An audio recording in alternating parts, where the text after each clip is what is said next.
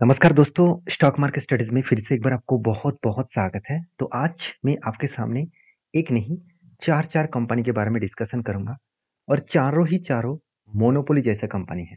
देखिए, मैं ये नहीं कहूँगा कि सारे के सारे मोनोपोली है, फिर भी कंपनी के जो बिज़नेस मॉडल्स है और जिस सेक्टर के ऊपर कंपनी डिपेंडेंट होकर आगे बढ़ रहा है, तो इस कंपनी एक मोनोपोली जैसे बिज़नेस करते हैं और देखा जाए तो इस कंपनी फ्यूचर में एक मल्टी बैगर रिटर्न बनाकर देने का एक कैपेबिलिटी भी रखते हैं। तो इस बात को मैं क्यों बता रहा हूँ? चलो मैं आपको कुछ पॉइंट्स शेयर करूँगा, वहाँ से आपको सारी चीज़ क्लियर हो जाएगा। तो वीडियो में आगे बढ़ने से पहले मैं रिक्वेस्ट करूँगा, चैनल को सब्सक्राइब नहीं किया तो ज़रूर करिएगा। उसके साथ-साथ चैनल के ऊपर अगर कुछ सीखने के लिए आए हैं, तो ऑब्वियसली ओली का वेलकम, क्योंकि मेरे इस वीडियो के माध्यम से आपको हमेशा मैं आपको सिखाने के लिए आया हूँ। कोई भी टिप्स एंड बाय सेल का कोई भी रिकमेंडेशन नहीं है। तो प्लीज़ इस वीडियो को सीखने के लिए ज़रूर स्टडी करिए और उसके बाद अगर लगे कि हाँ, किसी कंपनी के ऊपर आपको काम करना है, तो आप कर सकते हैं। अभी चलो देख लेते हैं कौन-सा कंपनी है इस वीडियो के अंदर। उससे पहले कुछ डेटा मैं आपके साथ शेयर करूँगा। देखिए, इकोनॉमी ऑफ इंडिया, इसका मतलब क्या है? इसका मतलब है इंडिया की जो इकोनॉमी है, वो किस तरीके से ग्रोथ कर रहा है। अब ध्यान से एक चीज़ को देखना, एक डेटा मैं आपके साथ शेयर करूँगा, वो डेटा आपको ज़रूर देखना चाहिए। देखिए, इंडिया के जो जीडीपी था 1980 में कितना 370 के आसपास, और आज वो बढ़कर कहाँ पे हो चुके हैं 2023 के डेटा के हिसाब से 13,000 यूएस डॉलर के आसपास, और वो 2027 में बनेगा 17,800 यूएस डॉलर के आसपास। और ये भी देखिए 2021 तक इसका डेटा आ चुके हैं, जो एक्सपोर्ट का डेटा है वो कितना 420, और इंपोर्ट का डेटा कितना है 612। जो पहले देखिए, पहले अगर डेटा दिखा दूं तो पहले जितना एक्सपोर्ट किया जाता था उससे कई गुना ज़्यादा, मतलब डबल के आसपास इंपोर्ट किया जाता था। तो मतलब जितना इंपोर्ट कम होंगे उतना ही ग्रोथ होगा, अगर जितने एक्सपोर्ट ज़्यादा होंगे तो उतना ही ग्रोथ कम होगा। तो देखिए 2021 तक तो डेटा अभी बहुत नेगेटिव में है। तो वो डेटा धीरे धीरे करके रिकवरी हो रहा है, और धीरे धीरे करके जिस तरीके से इंडियन का ग्रोथ होगा उसी बेसिस में इंडिया का भी ग्रोथ बढ़ेगा। साथ ही साथ इकोनॉमी का भी ग्रोथ होगा, और इंडिया आगे चल के एक अ, जो जीडीपी है उस हिसाब से इंडिया थर्ड नंबर पोजीशन में पहुंच पहुंच जाएगा, और वो भी जल्द से जल्द। तो ये सारे बात मैं क्यों बता रहा हूँ, इसके पीछे एक रीज़न है, क्योंकि सारे बात बताने के पीछे एक ही रीज़न है कि हम लोग ये जो ट्रिलियन 10 ट्रिलियन इकोनॉमी बनने वाले हैं, तो उस हिसाब से हम लोग अभी से अगर वही कंपनी को चूज करें जो फ्यूचर में ज़्यादा ग्रोथ होने वाला है, तो एक बढ़िया धमाका हो सकते हैं। तो उसी से जुड़े हुए मैं चार कंपनी के बारे में बात करूंगा, चारों की चारों देखा जाए तो मोनोपोली जैसे कंपनी है। तो चलो एक एक करके डिटेल्स दिखाऊंगा, उसके साथ साथ उसका चार्ट पैटर्न भी दिखाऊंगा। तो फर्स्ट जो कंपनी है उसका नाम है बीएससी। आप सब जानते हैं बीएससी के बारे में। बीएससी इंडिया के सबसे पुराना और एशिया का सबसे पुराना स्टॉक एक्सचेंज है। देखिए कुछ भी हो, बीएससी तो नहीं डूबेगा।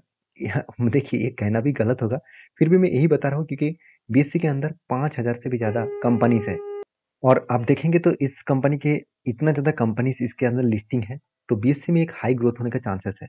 अभी देखिए स्टॉक एक्सचेंज दो कंपनी है, एक्चुअली बीएससी है और दूसरा एनएससी है।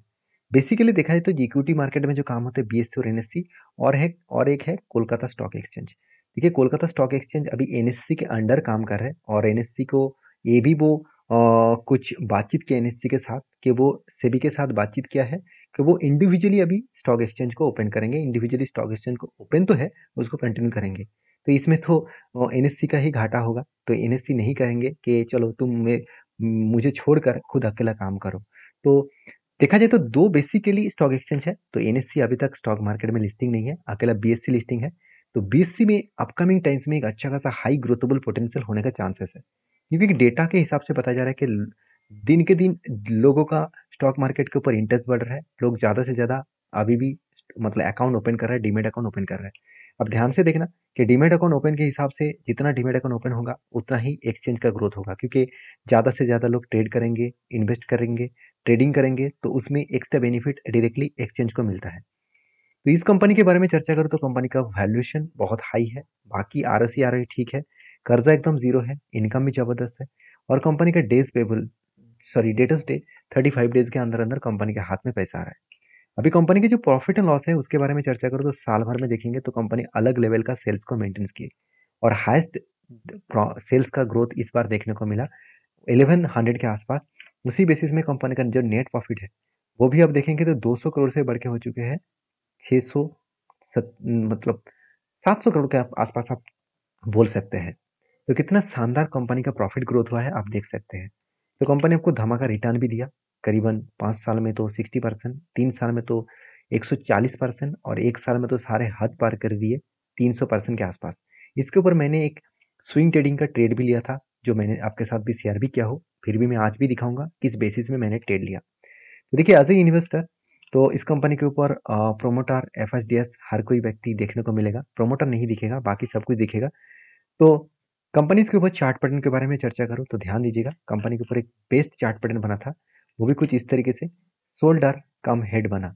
तो फाइनली आप देखेंगे तो sorry cup with handle patterns बना, और उसके बाद ब्रेकआउट भी हुआ, और उसके बाद देखिए धीरे धीरे करके कंपनी का टारगेट भी अचीव हुआ। ये टारगेट आपको शायद लग रहा है ये बहुत छोटा है, बिल्कुल नहीं, 54% के आसपास टारगेट था। वो टारगेट को अचीव करने के बाद फिर से एक रिवर्सल किया और ब्रेकआउट किया, और एक धमाका परफॉर्मेंस कंपनी कर रहा है। तो बहुत सारे लोग मुझे कमेंट्स भी बता रहे हैं कि सर क्या अभी बीएससी के ऊपर निवेश करना चाहिए।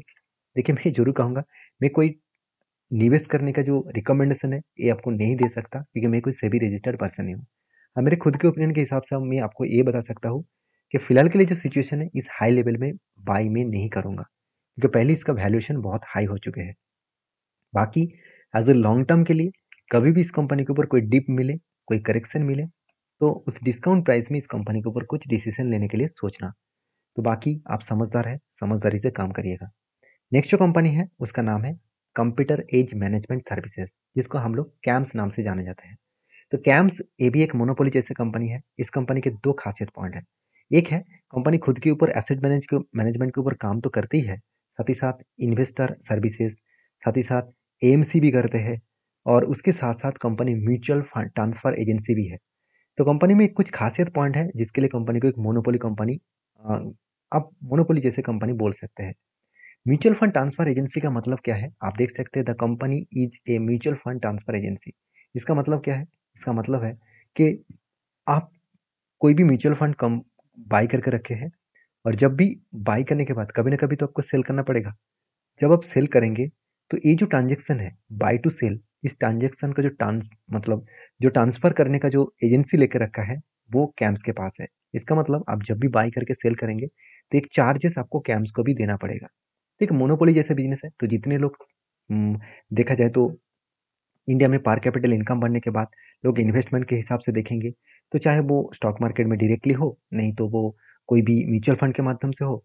तो अगर इस तरीके से माध्यम से के ऊपर वो निवेश करना चाहते हैं तो ऑब्वियसली डायरेक्टली फायदा कैम्स को मिलेगा। तो कैम्स का परफॉर्मेंस किस तरीके से आप देखेंगे, आरओसी आरओई तो ठीक है, बेस्ट है, इनकम भी है, कर्जा जीरो है, हाथ में कैश भी है, और कंपनी का वैल्यूएशन देखा जाए तो थोड़ा सा हाई है, कोई बात नहीं। कंपनी का मार्केट कैप अभी भी बहुत छोटा है, एक स्मॉल कैप टाइप कंपनी है। तो सोचिए आज 13,600 करोड़ के आसपास है। तो सोचिए 13,600 करोड़ अगर 50,000 करोड़ तक कंपनी पहुंच गया तो कहाँ से कहाँ तक जर्नी हो सकता है। प्रॉफिट एंड लॉस के बारे में बात करूँ तो सेल्स में आपको कभी कमियां देखने को नहीं मिलेगा। एक्सपेंस भी कंटिन्यूसली ग्रोथ होता गया है, और उसी बेसिस में कंपनी का जो नेट प्रॉफिट है वो भी लगातार बढ़ता हुआ देखने को मिले। तो अलग लेवल का एक ग्रोथ देखने को मिला है। इसी ग्रोथ के बेसिस में कंपनी में आगे चल के एक बड़ा धमाका कर सकते हैं। तो अब देखेंगे तो कंपनी का जो रिटर्न रेशियो है 3 साल और 1 साल में कंपनी अच्छा खासा यहाँ पे रिटर्न जनरेट करके दिया। और इसी बेसिस में इन्वेस्टर के बारे में बात करूँ तो प्रोमोटर से लेकर एफआईएस पब्लिक हर किसी के पास आपको अच्छा खासा इन्वेस्टमेंट दिखेगा। अभी देखिए कैम्स के चार्ट पैटर्न के बारे में बात करूँ तो कैम्स के ऊपर एक शानदार तरीके से यहाँ पे पैटर्न क्रिएट हुआ। ध्यान से इस पैटर्न को देखेंगे तो कुछ इस तरीके से पैटर्न क्रिएट हुआ कि cough with handle pattern create हुआ। तो कप बना, उसके बाद एक हैंडल बना, फाइनली ब्रेकआउट हुआ, और ब्रेकआउट कन्फर्मेशन भी हो चुके हैं। तो अभी देखिए इसका जो टारगेट बनेगा, जो टारगेट रेशियो बन के आ रहा है वो ऑलमोस्ट 24% के आसपास। तो इस लेवल तक टारगेट बनेगा। तो अगर इस लेवल से यहाँ तक टारगेट बने तो एक स्विंग ट्रेडिंग के हिसाब से बेस्ट टारगेट है। और साथ ही साथ आप लॉन्ग जर्नी के लिए इस कंपनी के ऊपर सोच रहे हैं तो मेरे हिसाब से बेस्ट अपॉर्चुनिटी है, क्योंकि जो टर्न यहाँ पे हो रहा है, जो यू जैसे टर्न हो रहा है, तो इसके हिसाब से देखा है तो कंपनी हायर लेवल तक जरूर पहुंचेगा, और उसको भी ब्रेकआउट करके एक बड़ा धमाका कर सकते हैं। तो सोचिए अगर डाउन साइड से अगर टॉप लेवल तक भी देखूँ, हायर लेवल तक भी देखूँ, तो 100% का जर्नी यहाँ पे आपको देखने को मिल सकता है। बाकी आप समझदार है, आपके क्या राय है इस कंपनी के ऊपर जरूर कमेंट्स करना। नेक्स्ट जो कंपनी उसका नाम है CDSL। देखिए CDSL और NSDL दोनों ही एक डिपोजिटरी फर्म है। आप किसी भी कंपनी को ऊपर डीमेट अकाउंट ओपन कर लीजिए, जब भी आप कोई भी स्टॉक को खरीदारी करेंगे तो वो डायरेक्टली CDSL नहीं तो NSDL के पास चला जाएगा।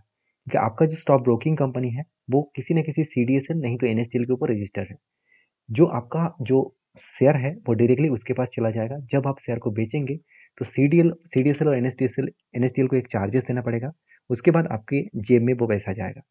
तो डायरेक्टली एक मोनोपोली जैसा बिजनेस कर रहा है। हाँ, मैं मान लेता हूँ CDSL अकेला नहीं है, NSDL भी है। तो NSDL के पास जितना कस्टमर है उससे कई गुना ज़्यादा CDSL के पास कस्टमर है। तो इसीलिए मैं CDSL को बहुत पॉजिटिवली देखता रहता हूँ। और बाकी देखिए इस कंपनी की जो परफॉर्मेंस है, अभी भी कंपनी एक स्मॉल कैप टाइप है, अराउंड 20,000 करोड़ के आसपास है। कंपनी का ROC ROE दोनों ही एक बेस्ट लेवल में देखने को मिला। एनुअल इनकम भी शानदार है। कंपनी के डेप्थ एकदम ना के बराबर है और कंपनी के प्रोमोटर के पास होल्डिंग्स भी है। अभी कंपनी के जो क्वार्टरली जो रिजल्ट है उसके बारे में अगर ईयर ऑफ ईयर बेसिस चर्चा करूँ तो कंपनी में सेल्स में कोई कमियां देखने को नहीं मिलेगा। 10 साल पीछे चले जाएंगे तो 90 करोड़ के आसपास सेल्स हुआ था। आज वो बढ़ के हो चुके हैं 555 करोड़ के आसपास। और इस बार करंट ईयर में कंपनी का 600 करोड़ के आसपास सेल्स देखने को मिला है। तो सेल्स में कोई भी कमियां नहीं है, कंटिन्यूसली सेल्स को मेंटेनेंस किए, एक्सपेंस को भी कंपनी कंट्रोल किया और उस बेसिस में प्रॉफिट मार्जिन जो 55 करोड़ के आसपास हुआ था वो आज बढ़ के हो चुके 300 करोड़ के आसपास। तो कभी भी आपको कमियां देखने को नहीं मिलेगा। हर साल में कंपनी बीट करके आगे बढ़ रहा है। तो ये एक हाई ग्रोथेबल कंपनी है, तो इसके ऊपर भी आप फोकस रखिएगा। तो CDSL के ऊपर एक ही बात कहूंगा, एज ए इन्वेस्टर भी अच्छा खासा होल्डिंग रखे। यहाँ पे आपको इन्वेस्टर नहीं दिखेगा, अलग जगह पे दिखेगा तो कोई बात नहीं। यहाँ पे कंपनीज के चार्ट पैटर्न के ऊपर डायरेक्टली आपको लेके जाता हूँ। तो देखिए चार्ट पैटर्न कुछ इस तरीके से बना। मैं पहले भी आपको मेंशन किया था, आप मेरा पुराना सब्सक्राइबर है तो आपको पता है कि शोल्डर कम हेड कम शोल्डर बना, फाइनली ब्रेकआउट भी हुआ। और देखिए कंपनी किस तरीके से धमाका परफॉर्मेंस किया और अलग लेवल का परफॉर्मेंस होने के बाद इजीली टारगेट के नजदीक है। अगर एंटी लेवल से टारगेट लेवल तक मैं देखूँ तो स्विंग ट्रेडिंग के हिसाब से 38% के आसपास टारगेट बनेगा। और सबसे मजेदार बात क्या आप जानते हैं, जो एंटी लेवल से अगर टारगेट लेवल तक मैं मार्किंग करूँ तो ऑलमोस्ट 36 डेज में कंपनी 38% के आसपास रिटर्न दे रहा है। तो इससे बढ़िया चीज़ और क्या हो सकती है। अगर आप ट्रेडिंग भी कर रहे हैं, पर पर डे अगर 1% के आसपास भी आपका अगर जर्नी रहे प्रॉफिटेबल का, तो भी आप पहुंच नहीं पाएंगे जो इतना शानदार तरीके से कंपनी ने रिटर्न दिया। तो मैं जरूर कहूँगा, इसीलिए मैं मोनोपोली जैसे कंपनी के ऊपर हमेशा फोकस रखता हूँ। आप कौन सा कंपनी के ऊपर फोकस रखे हैं? आपके पास इस चारों और एक कंपनी बाकी है, 4 कंपनी के बारे में बात करूंगा। ये चारों कंपनी में कौन सा कंपनी है आपके पास, जरूर कमेंट्स करके बताना।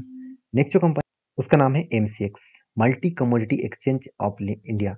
तो multi commodity exchange of India limited, जो एक MCX के नाम से आप सभी जानते हैं। MCX एक ऐसा कंपनी है जिसका बिजनेस मॉड्यूल देखा जाए तो एक अलग लेवल का है। क्योंकि देखिए M6 ये भी एक एक्सचेंज है, मगर एक टोटली कमोडिटी एक्सचेंज है। मान के चलिए आपको गोल्ड में, सिल्वर में, निकल में, क्रूड ऑयल में, नेचुरल गैस में, इस तरीके से मेटल सेक्टर के ऊपर काम करना है, कमोडिटी सेगमेंट के ऊपर काम करना है, तो डायरेक्टली आपको M6 के माध्यम से ही काम करना पड़ेगा। तो एक अपडेट है, जो अपडेट के बारे में बता दूं कि M6 एक ऐसे कंपनी है जिसका फ्यूचर में ग्रोथ होने का चांसेस बहुत ज़्यादा है। क्योंकि M6 देखा जाए तो आप डेरिवेटिव सेगमेंट के ऊपर काम करते करते अभी ऑप्शंस के ऊपर भी काम करना स्टार्ट कर चुके हैं। जो लोग फ्यूचर में काम कर रहा था डेरिवेटिव में, अभी वो सारे कंपनीज के ऊपर, सारे सेक्टर के ऊपर आपके ऑप्शंस भी देखने को मिला है। तो जो लोग इंट्राडे में ऑप्शंस और फ्यूचर में काम करते हैं तो उसके लिए एक अपॉर्चुनिटी भी है। और M6 के ऊपर एक प्लस पॉइंट है। देखिए बहुत सारे लोग क्या करते हैं, सुबह काम पे जाते हैं, जो मार्केट ओपन होते हैं 9:30 बजे, 9:15 में, तब ज़्यादा से ज़्यादातर लोग घर से बाहर चले जाते हैं ऑफिसेज के लिए, जॉब के लिए और बिजनेस के लिए। तो मान के चलिए वो शाम को 8 बजे के बाद घर आते हैं। तो उसके ऊपर वो चाहते हैं कि मैं ट्रेड करूँ, मुझे नॉलेज है, मेरे एक्सपीरियंस है, मैं किसी भी जगह से सीख चुका हूँ, अभी मैं ट्रेड करना चाहता हूँ। तो इसके लिए एक ही अपॉर्चुनिटी है, वो है M6। क्योंकि सेबी ने ये भी मतलब अनाउंसमेंट किया है कि जो इक्विटी मार्केट है वो शाम को 8 बजे तक भी चलेगा, 8 से 9 बजे तक भी चलेगा। तो वो भी एक प्लस पॉइंट हो सकते हैं। तो कोई बात नहीं, आपका किस तरीके से डिसीजन लेते हैं, किसके ऊपर ट्रेड करते हैं, वो अलग बात है। तो कमोडिटी सेगमेंट एक ऐसे कंपनी है जिसके ऊपर आपको याद रखना है, फोकस भी रखना है। अभी देखिए मार्केट कैप के हिसाब से 15,000 करोड़ के आसपास मार्केट कैप है। देखिए वैल्यूएशन बहुत हाई हो चुके हैं क्योंकि कंपनी एक लंबा जर्नी ऑलमोस्ट दे चुके हैं, इसलिए वैल्यूएशन भी हाई हुआ है। तो जो लोग सोच रहे हैं कि अभी मैं हाई लेवल में बाई करूं, तो मैं जरूर कहूंगा प्लीज़ मत करिए। क्योंकि इस जगह पे बाई करना मतलब बुरी तरीके से अगर यहाँ से करेक्शन हो तो आप तो बर्बाद हो जाएंगे। मतलब आपका पोर्टफोलियो जब रेड दिखेगा ना, तब आपका दिमाग काम नहीं करेगा। तब आप यही कहेंगे कि स्टॉक मार्केट गैम्बलिंग है, बेकार है। ऐसे बिल्कुल मत करिए। हमको हमेशा अच्छे कंपनी के ऊपर डिस्काउंट में खरीदारी करना चाहिए। देखिए, जब डिस्काउंट में चल रहा था, जब इसके ऊपर टेक्निकली चार्ट पैटर्न बना था, तब भी मैंने आपके साथ वीडियो शेयर किया हूँ। अभी मैं बताऊंगा कहाँ से इसका एंट्री बना था। उससे पहले देखिए, कंपनी का डेप्थ जीरो है, इनकम भी जबरदस्त है, हाथ में कैश भी शानदार है। उसके साथ साथ कंपनी का जो क्वार्टरली रिजल्ट है वो देखेंगे, सेल्स लगातार बढ़ता हुआ देखने को मिले, एक्सपेंस भी कंटिन्यू ग्रोथ होता देखने को मिला है। और एक्सपेंस को मेंटेन करने के बाद कंपनी के जो प्रॉफिट मार्जिन है, अगर मैं साल भर के देखूं, क्वार्टर में बहुत कुछ हो गया, साल भर के बात करूं तो प्रॉफिट बहुत शानदार ग्रोथ हुआ। एक रेंज के हिसाब से कंपनी प्रॉफिट देखने को मिला है। मगर इस बार कंपनी का प्रॉफिट मार्जिन थोड़ा सा कम होगा। क्यों? क्योंकि कंपनी खुद के बिजनेस को एस्टेब्लिश करने के लिए नया ऑफिसेस ओपन किए, नया टेक्नोलॉजीज हायर किया, जिसके चलते बहुत सारा खर्चा हो गया। अगर खर्चे के बारे में बात करूँ तो आप ध्यान से देखेंगे तो एक्सपेंस बहुत ज़्यादा है। ऐसे नहीं कि सेल्स नहीं हुआ, सेल्स पिछले क्वार्टर से भी कई गुना ज़्यादा सेल्स हुआ। फिर भी कंपनी के एक्सपेंस ज़्यादा होने के कारण इस तरीके से सिचुएशन देखने को मिला। कोई बात नहीं, कंपनी के ऊपर इन्वेस्टर, प्रोमोटर से लेकर एफआईडीएस पब्लिक, प्रोमोटर तो नहीं है, एफआईएस और डीएस के पास अच्छा खासा होल्डिंग्स आपको देखने को मिलेगा। तो फाइनली कंपनी के ऊपर जो टेक्निकली चार्ट पैटर्न बना वो भी आपको दिखा देता हूँ। देखिए, शानदार तरीके से एक पैटर्न क्रिएट हुआ। वो पैटर्न कुछ इस तरीके से थे, आप देखेंगे तो यहाँ पे क्या बना, sold cuff with handle pattern. तो कफ विद हैंडल पैटर्न के बाद यहाँ पे ब्रेकआउट हुआ, ब्रेकआउट कंफर्मेशन भी हुआ और टारगेट भी अचीव हुआ। और सबसे मजेदार बात क्या है आप जानते हैं, कंपनी के एंट्री लेवल से अगर टारगेट तक मार्किंग करूँ तो 49 डेज में कंपनी 45% के आसपास रिटर्न दिया। तो हर दिन 1% के आसपास कंपनी आपको रिटर्न दिया। इससे बढ़िया चीज़ और कुछ हो नहीं सकता। और बाकी, आप अगर इसी चैनल के माध्यम से सारी चीज़ों को सीखना चाहते हैं तो चैनल को सब्सक्राइब करिए। और वीडियो में अगर जानकारी अच्छा मिले तो प्लीज़ एक लाइक करिए, दोस्तों के साथ भी शेयर करिए। मिलते हैं नेक्स्ट वीडियो में, तब तक के लिए अच्छे से रहिए, अपने ख्याल रखिए।